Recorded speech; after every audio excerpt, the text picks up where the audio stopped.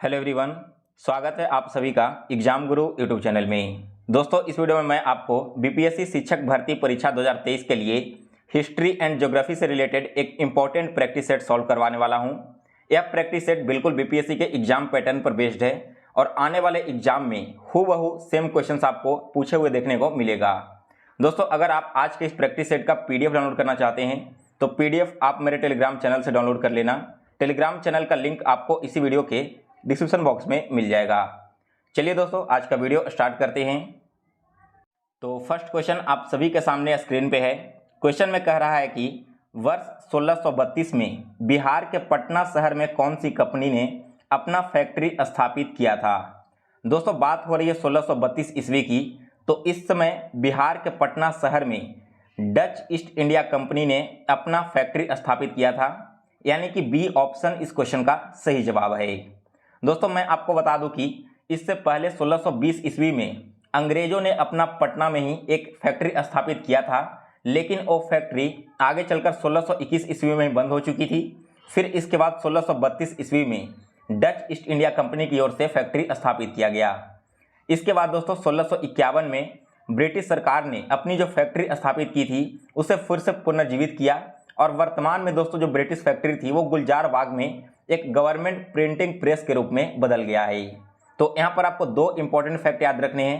पहला फैक्ट है कि जो ब्रिटिश थे उन्होंने अपना कंपनी स्थापित किया था 1620 ईस्वी में, और जो डच ईस्ट इंडिया कंपनी थी इनकी फैक्ट्री 1632 में लगी थी। और कहाँ में लगी थी? तो बिहार के पटना शहर में।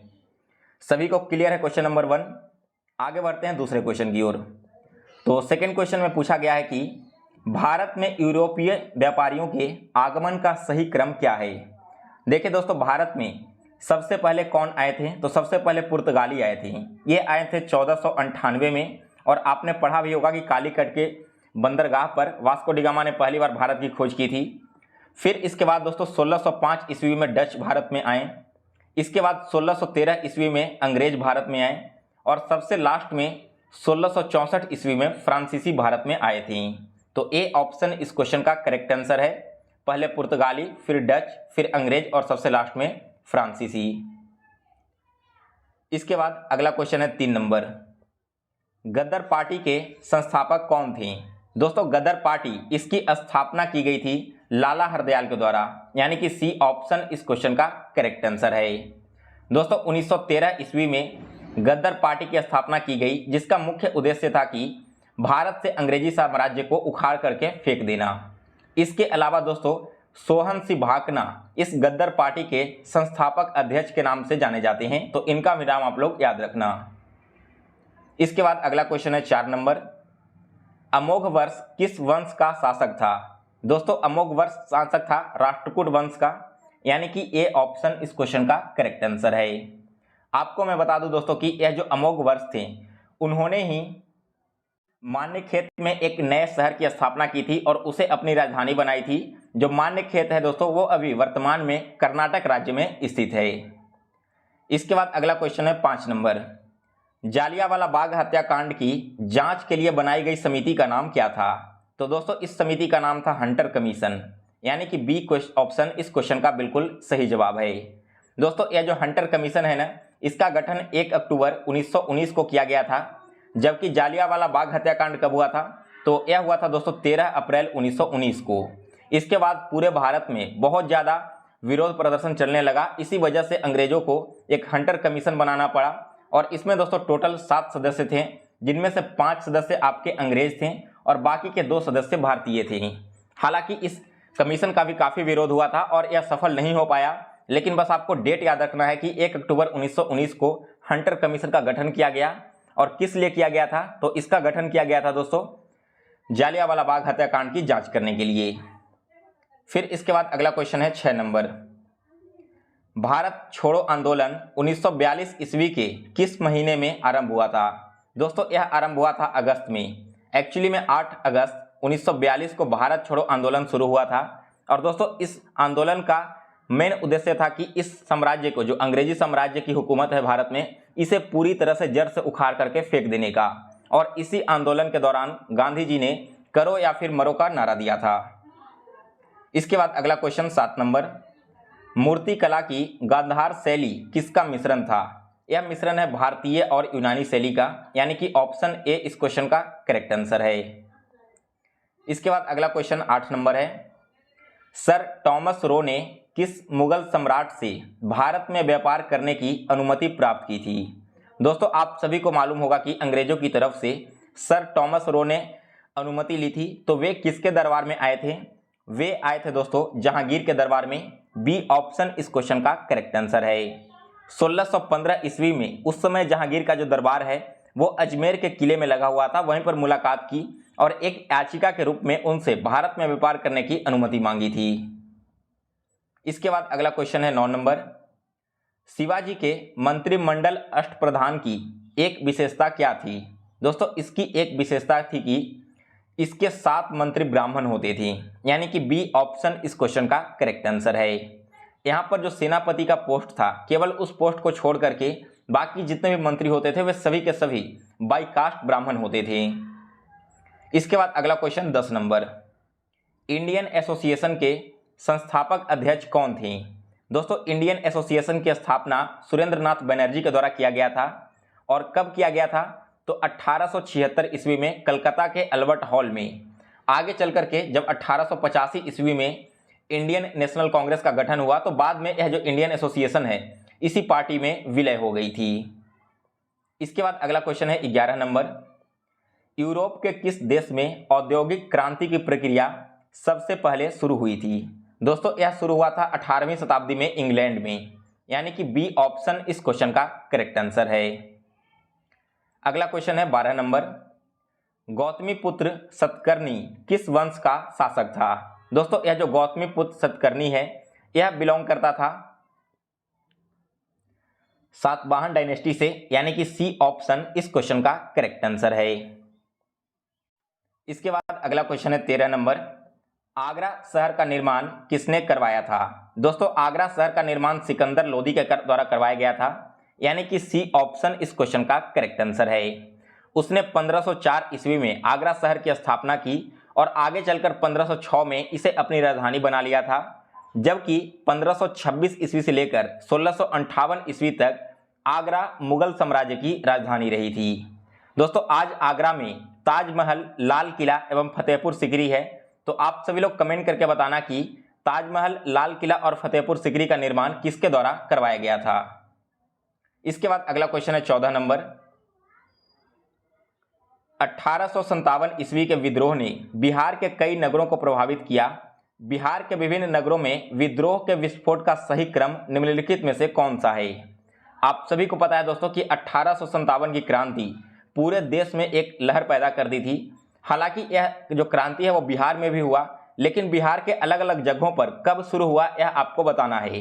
तो दोस्तों सबसे पहले रोहिणी में हुआ था, फिर पटना में हुआ, इसके बाद मुजफ्फरपुर में और सबसे अंतिम में जगदीशपुर में हुआ था।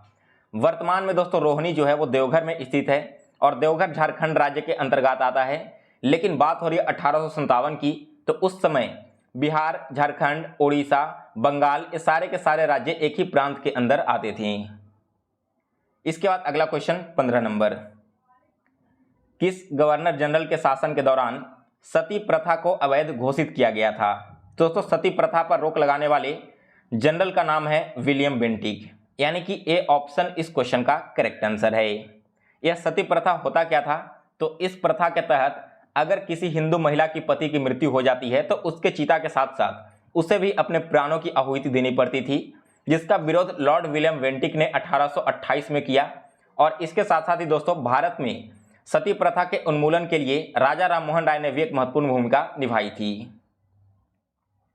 इसके बाद अगला क्वेश्चन है 16 नंबर, सूची 1 में दिए गए तीर्थ यात्रियों का मिलान सूची 2 में दिए गए राजवंशों से कीजिए और नीचे दिए गए कूट से सही उत्तर का चयन करें। यहाँ पर 3 यात्रियों के नाम दिए गए हैं और 3 वंश के नाम दिए गए हैं। आपको बताना है कि इनमें से कौन से यात्री ने किस वंश में या फिर किसके शासनकाल के दौरान भारत की यात्रा की थी।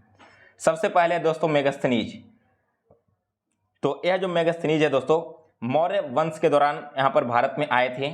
सेकेंड है फाहयान, ये दोस्तों आए थे गुप्त वंश शासनकाल के दौरान। और सबसे लास्ट में हेनसांग जो कि आए थे पुष्यभूति वंश के शासन के दौरान में। इसके बाद अगला क्वेश्चन है क्वेश्चन नंबर 17। निम्नलिखित में से सत्य कथन को चुनिए। 4 ऑप्शंस दिए गए हैं, इनमें से आपको बताना है कि सही कथन कौन सा है। तो दोस्तों इनमें से सही कथन है कि बुद्ध और महावीर दोनों ही कर्मवाद के समर्थक थे, यानी कि डी ऑप्शन इस क्वेश्चन का करेक्ट आंसर है। अगला क्वेश्चन है 18 नंबर। मास्टर डा के नाम से विख्यात स्वतंत्रता सेनानी का मूल नाम क्या था? दोस्तों सूर्य सेन को मास्टर डा के नाम से भी जाना जाता था, यानी कि बी क्वेश्चन ऑप्शन जो है इस क्वेश्चन का बिल्कुल सही जवाब है। दोस्तों इनका जन्म 1894 ईस्वी में हुआ था और मृत्यु हुई है 1934 ईस्वी में। वे भारत स्वतंत्रता संग्राम के एक महान सेनानी थे और उन्होंने ही इंडियन रिपब्लिकन आर्मी की स्थापना की थी। इसके अलावा दोस्तों आप सभी लोगों ने चटगांव विद्रोह का नाम सुना होगा, तो इस चटगांव विद्रोह का नेतृत्व भी सूर्य सेन के द्वारा ही किया गया था। वे नेशनल हाई स्कूल रंगपुर में एक शिक्षक के रूप में कार्यरत थे और लोग प्यार से उन्हें मास्टर दा के नाम से बुलाते थे। इसके बाद अगला क्वेश्चन है 19 नंबर। 13 वर्ष की अल्प आयु में राजगद्दी पर बैठने वाले शासक का नाम क्या है? तो इस शासक का नाम है दोस्तों अकबर, यानी कि सी ऑप्शन इस क्वेश्चन का करेक्ट आंसर है। आपको मैं बता दूं दोस्तों कि अकबर का जन्म 1542 ईस्वी में हुआ था और आगे चलकर 1556 ईस्वी में अकबर का राज तिलक हुआ। उस समय से जब तक राजा अकबर वयस्क नहीं हो गए तो उनका जो राज्य है वो बैरम खां के द्वारा चलाया गया था। इसके बाद अगला क्वेश्चन 20 नंबर है।